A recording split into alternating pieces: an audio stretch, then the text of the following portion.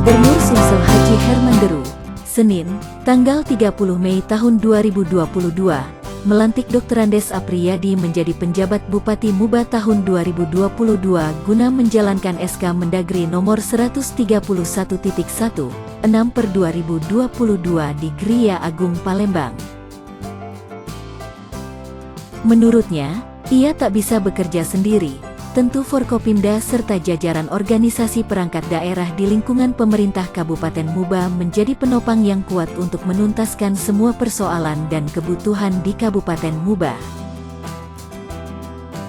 Alhamdulillah Muba selalu diisi oleh unsur Forkopimda yang kompak dan Pemkab Muba memiliki jajaran organisasi perangkat daerah yang solid dan kompak.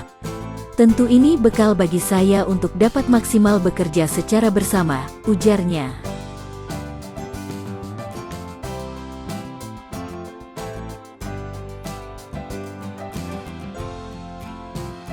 Penekanan potensi karhutla selama 4 tahun belakangan sangat masif di Kabupaten Muba, serta persoalan listrik yakni peralihan dari pengelolaan PT MEP, BUMD Muba, ke PLN di beberapa kecamatan Muba akan dituntaskan dalam waktu dekat sesuai arahan dari Gubernur Sumsel Herman Deru, merupakan dua hal yang menjadi targetnya.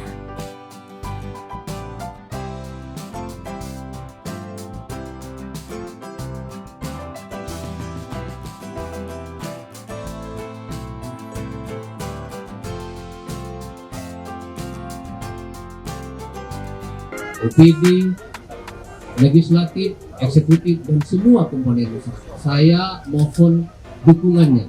Saya tidak akan bisa melaksanakan tugas ini dengan baik manakala kurang mendapatkan dukungan dari semua pihak. Oleh karena itu sekali lagi dukungan dari semua pihak yang ada di Kabupaten Musi Banyuasin, support petunjuk arahan dari Pak Gubernur beserta jajarannya sangat saya perlukan dalam rangka menjalankan tugas yang berat.